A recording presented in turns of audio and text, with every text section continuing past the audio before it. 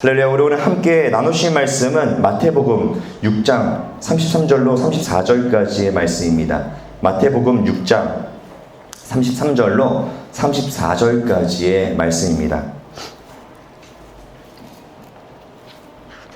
우리 다 같이 한 목소리로 합독하겠습니다. 그런즉 너희는 먼저 그의 나라와 그의 의를 구하라. 그리하면 이 모든 것을 너희에게 더하시리라. 그러므로 내일 일을 위하여 염려하지 말라. 내일 일은 내일이 염려할 것이요 한날의 괴로움은 그날로 족하니라. 아멘. 오늘 이 마태복음 말씀을 통해서 그런즉 그리하면 이라는 제목으로 오늘 은혜를 나누기 원합니다. 우리 일제강점기 시대에 이 목회를 했던 목사님들이 있습니다. 그 중에 주기철 목사님이라는 분이 계세요. 이 주기철 목사님을 일본에서 어떻게 했냐면 신사참배를 하기 위해서 굉장히 부단히 노력했어요. 근데 신사참배를 왜 주기철 목사님을 신사참배하도록 하냐? 그 이유는 그 당시에 기독교인들에게 많은 영향력 그리고 지도자급에 속한 사람이 바로 이 주기철 목사님이에요. 근데 끝까지 나는 신사참배할 수 없다. 차라리 나를 죽여라. 그래가지고 결국에는 감옥에 갇혀요. 감옥에 갇혀서 뭐 고난을 당하고 그 고통을 당하고 그 어려움을 당하죠. 근데 그렇게 해서 계속해서 힘듦을 당한 것만은 아니에요. 더 힘든 것들을 당했습니다. 그게 뭐냐? 일주일이면 일주일 아니면 2주일이면 2주일 단위로 해서 정기적으로 집에 보냈어요. 집에 왜 보냈냐면은 가서 너가 지금 이렇게 하는 것 때문에 너 때문에 네 가족들이 잘 살 수 있나 한번 봐라. 그리고 너로 인해서 가족들이 얼마나 고통당하는지 한번 보고 와라. 그런 거죠. 안 가면 좋을 텐데 오히려 그냥 복역하고 그냥 거기서 고통을 당하다가 나오면 끝나면 좋을 텐데 자꾸 집에 갈 때마다 흔들리는 거예요. 아, 내가 신사참배를 할까? 내가 좀 이렇게 하면 좀 좋지 않을까? 그러는 거죠. 근데 그 남편의 그 아내라고 이 주기철 목사님에게는 대단한 사모님이 있었어요. 마당에 주기철 목사님이 들어오는 그 발자국 소리가 잘 들린다라고 기록에는 써 있습니다. 그래서 주기철 목사님 발자국이 들리면은 이 사모님이 이렇게 말해요. 당신입니까? 라고 하면 나 왔소 라고 얘기를 한대요. 그럼 그 물음에 사모님이 뭐라 그러냐면 이렇게 얘기했어요. 살아서 돌아오면 내 남편 아니요. 죽어서 돌아오면 내 남편입니다. 다시 돌아가시지요. 끝까지 믿음 버리지 마시지요. 라고 얘기를 했어요. 이게 사실 쉬운 게 아니에요. 근데 이렇게 살아낸 분이 바로 이 주기철 목사님입니다. 그렇게 오랫동안 끌려가서 고통당하고 힘듦을 당하고 어려움을 당하다가 마지막 이 소천하기, 이 순교하기 전에 마지막 설교를 한 게 있는데 그 제목이 일사각오라는 설교예요. 이 일사각오라는 설교를 들춰보면은 그 중에 한 문장만 보면은 이러한 게 있습니다. 제가 한번 읽어보겠습니다. 나의 사랑하는 교우 여러분, 그리스도의 사람은 살아도 그리스도인답게 살고 죽어도 그리스도인답게 죽어야 합니다. 죽음이 무서워서 예수를 저버리지 마십시오. 풀의 꽃과 같이 시들어 떨어질 목숨을 아끼다가 지옥에 떨어진다면 이보다 두려운 것이 어디 있겠습니까? 한번 죽어 영원한 천국의 복락을 얻는다면 이보다 즐거운 것이 어디 있겠습니까? 이 주목사가 죽는다고 결코 슬퍼하지 마십시오. 나는 내 주님밖에 다른 신 앞에서 무릎을 꿇고 도저히 살 수 없습니다. 더럽게 사는 것보다 차라리 죽고 또 죽어 주님을 향한 나의 정절을 지키려 합니다. 주님을 따라서 가는 죽음은 나의 소원입니다. 다만 나에게 일사각오가 있을 뿐입니다. 소나무는 죽기 전에 찍혀야 푸르르고 백합화도 시들기 전에 떨어져야 향기롭습니다. 세례 요한은 33세에 스데반도 청장년에 뜨거운 피를 뿌렸습니다. 이 몸도 시들기 전에 주님 앞 제단의 제물이 되겠습니다. 나에게는 오로지 일사각오가 있을 뿐입니다. 한 걸음만 양보하면 그 무서운 고통을 면하고 도리어 상을 준다고 하는데 사람들이 넘어갑니다. 말 한마디만 타협하면 살려준다는 조건에 용감한 신자들도 넘어지게 됩니다. 하물며 나같이 연약한 약졸이 어떻게 장기간의 고난을 견디어 버티겠습니까? 다만 주님께 의지하는 것뿐입니다. 예수께서는 끝까지 참는 사람은 구원을 얻으리라고 신신 부탁하셨습니다.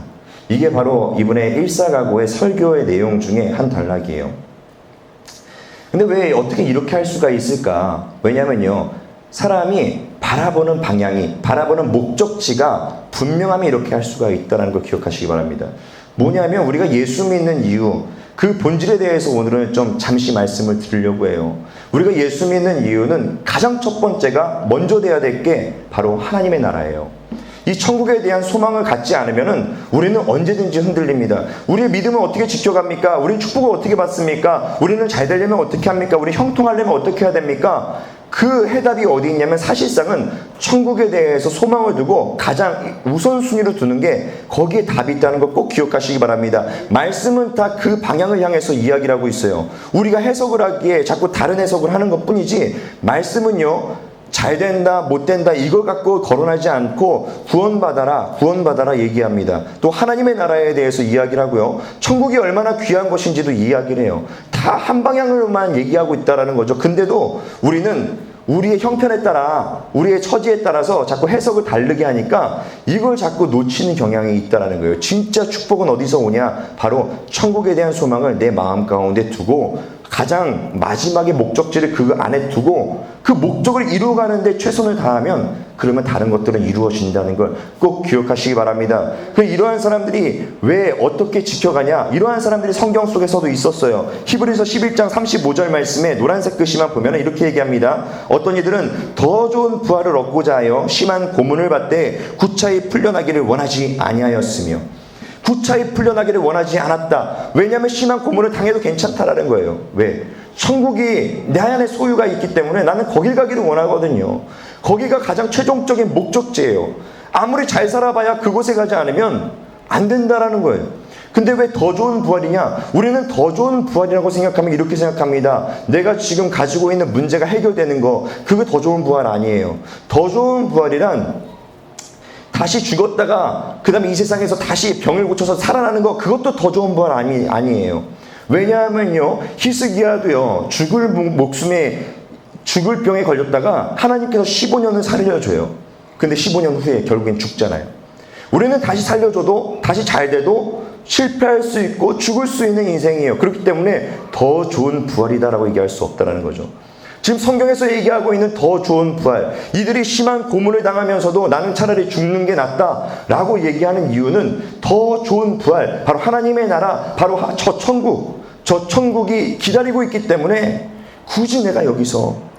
내가 굳이 여기서 어떻게 해보려고 안간힘을 다할 필요 없다라는 거죠. 지금 주기철 목사님에게는요, 그런 마음이 있는 겁니다. 나에게 지금 천국에 대한 소망이 있는데 일사각오뿐입니다.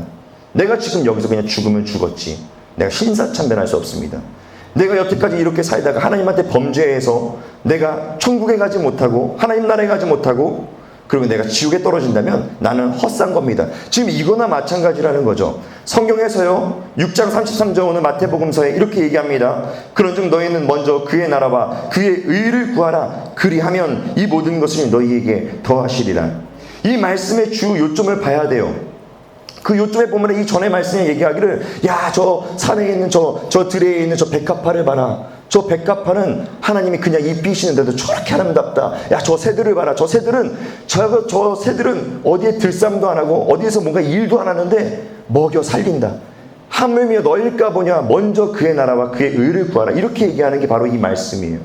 이 말씀 즉 다시 얘기하면 먼저 하나님의 나라와 먼저 하나님의 의를 구하라. 하나님의 나라는 알겠는데 하나님의 의는 뭐냐? 하나님의 의로우심은요, 신학적으로 예수님의 이 구원 사건이에요. 그렇기 때문에 다시 풀어보자면 이렇습니다. 예수님의 구원함을 받고 예수님을 믿고 그리고 하나님의 나라를 꿈꾸라는 거예요. 그걸 구하고 살라는 거죠. 그리하면 먹고 쓰고 입고 내 필요를 내가 더하여 줄 것이다.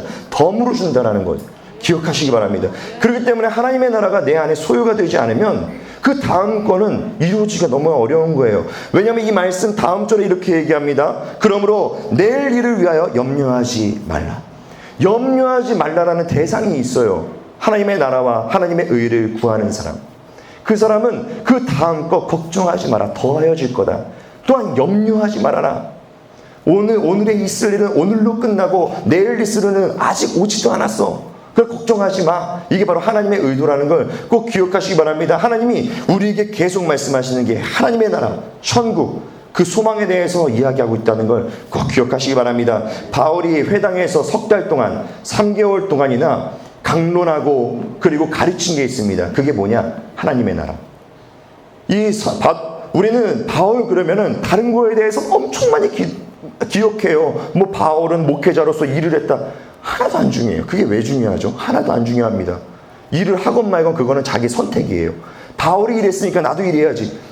착각하면 안 돼요. 바울이 그랬으니까 나도 그래야지. 아니요. 사람의 인생은요, 다 달라요. 그렇게 하면서 하는 사람이 있고, 아니면 평범하게 살아가게 만드는 사람이 있고, 아니면 혈기 있게 하나님께서 만들어 놓으신 사람이 있고, 아니면 우유부단하게 하나님께서 창조하신 창조의 조건대로 살아가요. 근데 우리는요, 합리화를 시켜서 바울이 이랬으니까 하나 중요하지 않은 걸 가지고 접목시킵니다. 진짜 중요한 거는 바울이 하나님의 나라를 전했다는 거. 바울이 예수를 전했다는 거. 이것만 중요한 거예요. 바울은 이걸 하고 다녔던 거지, 자기 일하는데 이거 하려고 일한 거거든요. 이거 하려고. 하나님의 나라 전하려고. 예수님 전하려고. 하나님의 나라와 하나님의 의를 구하고 다녔던 것 말고는 바울이 한 일은 사실상은 없다라는 거죠. 그리고 본인이 혼자 하는 게 너무나 이 영역이 짧다 보니까 제자를 키운 거예요. 그거를 같이 하려고. 그 부분에 대해서 꼭 기억하시기 바랍니다. 바울이 그래서 허망하게 살았냐? 아니요. 행복하게 산 사람이 바울이에요. 우리는 고통당했다. 그걸로 우리는 판단을 하지만 바울은요, 그만큼 행복을 느낀 사람이 없다라는 거죠. 바울이 천국을 보고 와서 그 다음에 생각하는 거예요. 나는 일체의 비결을 알았노라. 내가 비천에 처할 줄도 알았고, 풍부에 처할 줄도 알았고, 내가 어떤 것든지 다 얻고 살아봤는데, 다 겪어봤는데, 다 그거 필요 없다라는 거죠. 오직 천국에 대한 소망을 두는 이 바울을 볼 수 있다는 것 꼭 기억하시기 바랍니다. 예수님은 어떠셨냐? 예수님 역시 똑같았어요. 예수님께 사람들이요, 예수님을 향해서 나옵니다. 병든 사람들이 나오고 문제가 있는 사람들이 나와요. 그리고 해결받기 위해서 나옵니다. 예수님이요, 그 사람들을 데리고 그 문제 해결, 병을 고쳐주기 이전에 하나님의 나라를 전하는 걸 볼 수가 있어요. 우리 누가복음 9장 11절 말씀 한번 같이 읽어보겠습니다. 무리가 알고 따라왔거늘 예수께서 그들을 영접하사 하나님 나라의 일을 이야기하시며 병 고칠 자들은 고치시더라. 예수님께서는요, 여기 병 고치기를 원하죠. 그게 주 목적이 아니에요. 주 목적은 병을 고쳐주며 하나님의 나라를 전했다라는 거죠. 다시 얘기하면 이거를 조금 더 우리 식대로 풀자면은 하나님의 나라를 받아들인 사람은 예수님이 고쳐주신다라는 걸 기억하시기 바랍니다. 왜 기도했는데 우리는 아무런 역사가 일어나지 않습니까? 왜 기도했는데 나에게 응답이 없습니까? 왜 내 문제는 해결되지 않습니까? 먼저 해야 될 게 있어요. 하나님의 나라에 대해서 아무 소망이 없어. 예수님에 대해서 믿음이 없어요. 우리 기도해요. 좋습니다. 좋은데 성경은요, 그렇게 얘기하지 않아요. 예수님 믿고 그리고 하나님의 나라를 내 속에 품은 사람들 안에서 이야기하는 걸 좀 볼 수 있다는 걸 꼭 기억하시기 바랍니다. 그리고 또한 이 천국이 어떠한 곳이냐에 대해서 마태복음 13장 44절 말씀에서 얘기합니다. 천국은 마치 밭에 감추인 보화와 같으니 사람이 이를 발견한 후 숨겨두고 기뻐하며 돌아가서 자기의 소유를 다 팔아 그 밭을 사느니라. 여기서 지금 보화라 그러니까 우리의 마음이 확 와닿지 않아요. 근데 다시 한번 생각해 봤으면 좋겠어요. 땅속에 어떤 사람이 땅속에 가다가 뭔가 파봤는데 갑자기 석유가 나오는 거예요. 석유가 흘러넘치는데, 지금 시대에 석유가 흘러넘치는데 내가 지금 다 팔아서 그 돈이 부족하면 대출까지 받아서 그 땅을 살려고 하지, 그거를 그냥 내버려 두냐라는 거죠. 천국은 마치 이런 것과 같다라는 거죠. 저 사람은 자기의 땅에 기름이 보화가 있는지 아무것도 모르고 그냥 있어서 무가치하게 느끼지만, 그 가치를 아주 하찮게 여기지만 전혀 그렇지 않다는 거예요. 그 땅을 파보고 그 땅을 알아본 사람, 그 땅을 이제 알고 믿는 사람, 그 땅에 얼마나 귀한 것이 있는지 마음속에 품은 사람은 누구에게 전하지 않고 가서 몰래 가서 그 밭을 산다라는 거죠. 천국은 마치 이런 것과 같다라고 이야기하고 있다는 걸 기억하시기 바랍니다. 천국은요, 그만큼 우리가 상상할 수 없는 가치가 그 안에 있어요. 겨우 기름 나는 것 정도의 그 가치를 얘기하지 않아요. 우리의 생각에 우리가 이해할 수 있게 예수님이 이렇게 풀어주는 것뿐이지, 우리의 상식을 넘어선 그 축복과 행복, 그 다음에 그 보물이 그 안에 있다는 걸 꼭 기억하시기 바랍니다. 서두에 거론한 이 주기철 목사님의 마음에는 그러한 게 있었던 거예요. 괴로움을 겪을 필요도 사실은 없었어요. 신사참배만 하면요, 괴로움을 겪을 이유도 없고 오히려 보장된 안전, 보장된 생활, 그 다음에 안락한 인생이 보장될 수 있었던 사람이에요. 왜냐하면은 너 때문에 우리 일본이 지금 위대해졌다라는 명분을 삼을 수가 있기 때문에 그것만 했다면은 주기철 목사님은 사실상은 외로울 필요도 없었고 고통을 당할 필요도 없었어요. 근데 왜 왜 잠깐의 그 타협, 누구나 할 수 있는 그 타협을 왜 안 했을까? 우리 깊이 생각해 보시기 바랍니다. 정말로 그 잠깐의 타협이 우리를 다 송두리째 무너뜨릴 수 있다는 것을 알고 있기 때문에 이렇게 했다는 걸 알 수가 있다는 거죠. 주기철 목사님에게는 적어도 우선순위가 하나님의 나라였다는 거, 그거에 대해서 우리도 마음에 품으시기 바랍니다. 내 우선순위도 하나님의 나라가 되기 원한다. 내 안에도 하나님의 나라와 하나님의 의를 구하는 게 가장 첫 번째고, 난 절대로 어느 것도 타협할 수 없는 게 바로 그것이다라는 것을 마음속에 품으시기를 바랍니다. 이 하나님의 나라를 마음속에 품으려면은 먼저 해야 될 게 있어요. 뭐냐면 하나님과의 관계가 형성돼야 돼요. 하나님과의 관계도 없는데, 하나님과의 관계도 없는 사람이 하나님의 나라를 품는다는 것은 참 어려운 일입니다. 그리고 거의 불가능에 가까운 일이에요. 그렇기 때문에 우리가 늘 주의해야 되어서 살아야 되는 것은 하나님과의 관계가 단절되지 않게 살아야 되는 게 가장 주의해야 될 점이에요. 어떤 사람이 우리에게 이런 얘기하죠. 당신 참 좋습니다. 당신 보니까 예수님 믿을만 합니다. 그런 이야기보다 더 중요한 게, 그런 이야기는 하나도 중요하지 않아요. 본인의 인격 칭찬이기 때문에 진짜 중요한 거는 하나님과의 관계가 내가 단절되었는가, 아니면 단절되지 않았는가, 그게 얼마나 큰 축복으로 이어져 가는지 오늘 말씀 보겠습니다. 이사야서 59장 1절로 2절 말씀에 이렇게 얘기합니다. 여호와의 손이 짧아 구원하지 못하심도 아니요 귀가 둔하여 듣지 못하심도 아니라 오직 너희 죄악이 너희와 너희 하나님 사이를 갈라놓았고 너희 죄가 그의 얼굴을 가리어서 너희에게서 듣지 않으시게 함이니라. 아멘. 하나님과의 단절된 그 관계 때문에 하나님 듣지 않으세요. 이 단절된 관계 때문에 하나님께서 말씀하는 거 내가 듣질 못해요. 하나님이 어떻게 나를 이끌어가는지 알 수가 없어요. 단절됐기 때문에.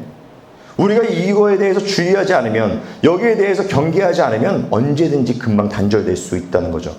단절되면 뭐가 문제냐? 우리의 영혼을 살리는, 우리의 생활을 살리는, 우리의 육신을 살리는 하나님께서 나와 단절이 끊겨지니 공급원이 끊어져서 마음의 고통, 마음의 어려움, 영혼의 갈급함, 외로움, 이러한 것들이 거기서부터 시작된다는 거죠.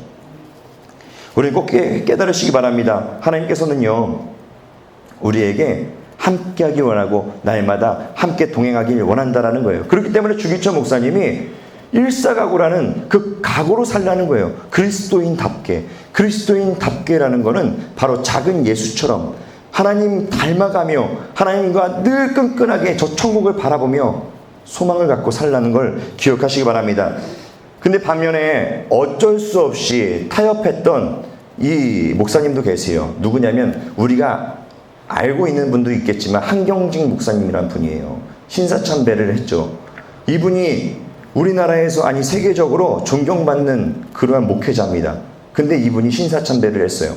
그 누구도 손가락질 별로 안 할 거예요. 근데 본인 스스로가 너무나 괴로운 거예요. 마지막 설교 때 그런 얘기합니다. 내가 이 짐을 이제 놓는다라고. 그만큼 괴로웠던 거예요. 그때부터 한 번의 그 타협 때문에 하나님께 피폐한 그 심령으로 날마다 죄스럽게 죄짐을 지고 산 거예요. 본인이 감당하지도 못할 걸 가지고 하나님이 괜찮다고 해도 이 사람은 괜찮지가 않은 거죠. 그런 것처럼 아무리 우리가 세상에서 존경을 받는다 해도 본인 스스로가 힘들다라는 걸 우리 알 수가 있다라는 겁니다. 이와 같이 성경 인물의 베드로라는 사람이 그랬어요. 베드로가 보면요, 예수님이 잡히시던 날, 분명히 잡히시기 전에 베드로가 얘기합니다. 네가 나를 3번 부인할 거다. 다 굴기 전에. 그렇게 얘기했을 때 베드로가 얘기해요. 아니요, 저 모릅니까? 저는 의리가 있는 사람이에요. 베드로는 실제로 의리가 있었던 사람이고 남자 중에 남자예요. 그렇기 때문에 절대 아니라고 얘기했어요. 근데 그날이 돼서 보니까 예수님이 잡혀서 이 사람들이 침을 뱉고 뺨을 때리고 모욕을 당하고 채찍에 맞아서 살점이 떨어지고 나니까 어떤 사람들이 고발합니다. 이 베드로라, 이 사람도 예수와 함께 있는 거 내가 봤습니다. 이 사람도 예수의 도닥입니다 라고 했을 때 베드로가 뭐라 그러냐? 3번을 부인하는데 나는 저 예수 모릅니다. 저주까지 하면서 난 저 예수와 상관없는 사람입니다 라고 하며 닭이 울고 도망가는 베드로를 볼 수가 있어요. 그러고 나서 몇 날이 안 돼서 예수님이 만나줘요. 예수님이 만나주고 회복시킵니다. 그래도 예수님이 나를 용서해줬구나. 회복되고 좋아졌는데 그래도 베드로는요, 마음에 짐이 있어요. 왜 그걸 알 수 있느냐? 베드로가 마지막 순교할 때 어떻게 순교를 하냐면 거꾸로 십자가에 매달려서 죽어요. 그냥 십자가에 매달려도 되는데 본인이 그렇게 부탁합니다. 내가 감히 예수님과 함께 내가 나 같은 죄인이 예수님과 함께 이렇게 죽을 수 없다. 거꾸로 매달아서 나를 달아다오 이렇게 얘기하는 거죠. 거기에 달려 죽는 베드로를 보면서 우리는 알 수가 있어요. 얼마나 무거웠을까. 그 한 번의 타협이 우리를 얼마나 무겁게 할까라는 거죠. 우리는 작은 타협을 하죠. 근데 그 작은 타협이 하나님과 관계를 멀어지게 한다는 걸 꼭 기억하시기 바랍니다. 그래서 아주 작은 타협도 우리는 배제시켜야 돼요. 그 작은 타협도 우리는 경계하고 주의해야 된다는 걸 꼭 기억하시기 바랍니다. 그렇기 때문에 이 죄짐을 걷어낼 수 있는 방법을 하나님 또한 이사야서를 통해서 말씀하세요. 이사야서 1장 18절 현대인의 성경에 이렇게 말합니다. 함께 읽어보겠습니다. 여호와께서 말씀하신다. 오너라 우리 허심탄회하게 이야기해보자. 너희 죄가 주홍 같을지라도 눈과 같이 희게 될 것이며 진홍같이 붉을지라도 양털처럼 될 것이다. 아멘. 이 말 이렇게 얘기해요. 허심탄회라는 것은 우리가 어림잡아 알고 있죠. 사전적으로 이렇게 얘기합니다. 마음을 비우고 생각을 터놓음, 거리낌이나 숨김이 없는 마음. 이 마음 가운데서 숨김없이 나와 한번 이야기해보자, 나와 만나자라고 얘기하는 거죠. 우리 이제 거기에서 머물지 말고 이제 거기서 너 나올 때 됐어. 나에게 나와. 내가 너를 만져주고 치료해주기 원한다 라고 얘기하고 있다는 걸 꼭 기억하시기 바랍니다. 우리 보면은요, 사람을 만날 때 긍정적이고 소망이 넘치고 날마다 쾌활하고 밝고 그 다음에 막 미래 희망적인 사람들을 만날 때가 있죠. 그 사람들 앞에 가면요, 내 자신이 부정적이라는 걸 조금 알게 돼요. 내 자신이 그 사람과의 상반된 게 드러나기 시작해요. 그리고 내가 좋은 것이 무엇이 있을까 찾아보기 시작합니다. 그 사람들이 흉을 보는 사람도 있지만 웬만한 사람 치고는 진심으로 그 사람을 대할 때, 그 사람이 막 쾌활하고 긍정적으로 소망적으로 얘기할 때 우리는요, 부정적인 사람들은 말이 싹 없어지고 그 안에서 생각하게 돼요. 아, 나는 왜 이렇게 부정적일까? 저 친구는 저렇게 행복한데 나는 왜 이렇게 힘들까? 나는 어디서부터 잘못됐지? 생각할 수 있다는 거죠. 하나님 앞에 선다라는 거는요, 하나님은 거룩하신 분이에요. 하나님 앞에 가면 우리의 죄는 드러나게 되는 거죠. 하나님께서 말씀하시는 게 그거예요. 너 내 앞에 나오라.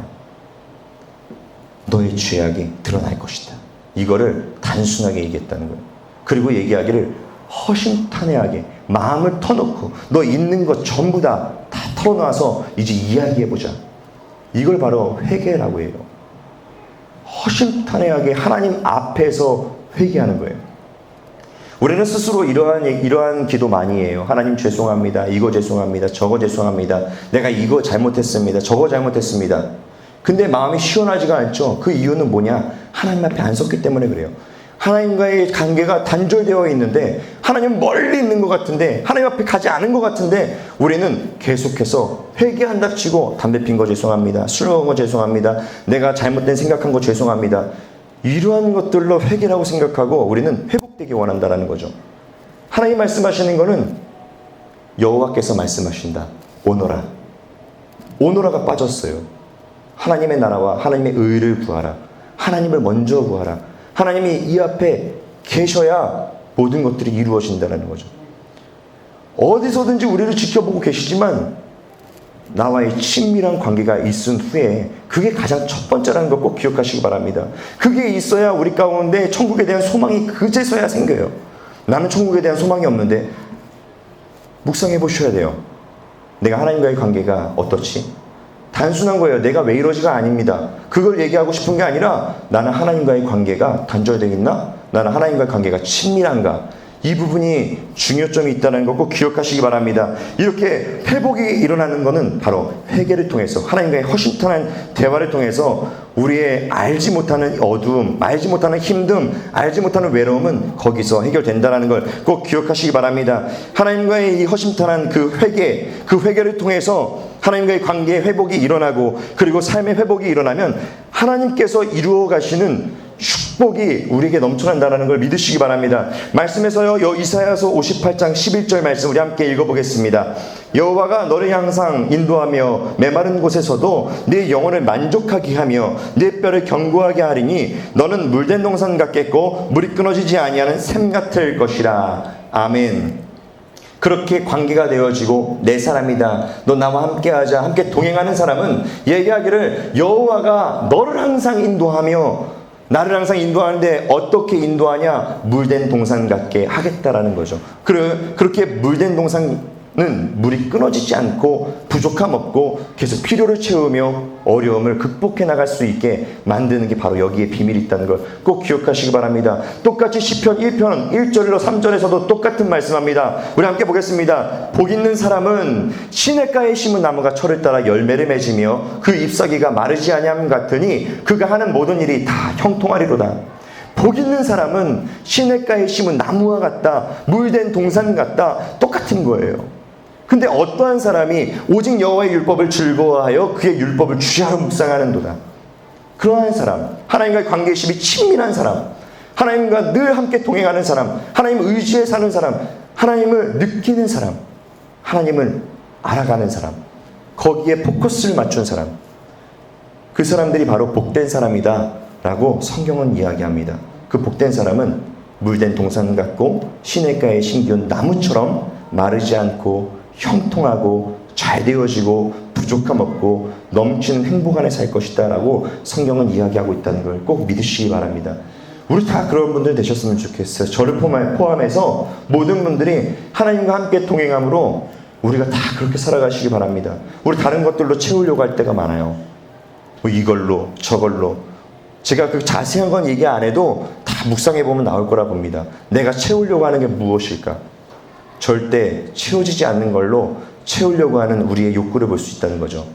어렵더라도 하나님 안에 우리가 나아가면, 하나님과 친밀해지면 그 우리가 해결되지 않은 부분은 자연스럽게 다 해소가 된다는 걸, 또 만족함으로 살 수 있다는 걸 꼭 믿으시고 그렇게 살아가시기를 축원합니다.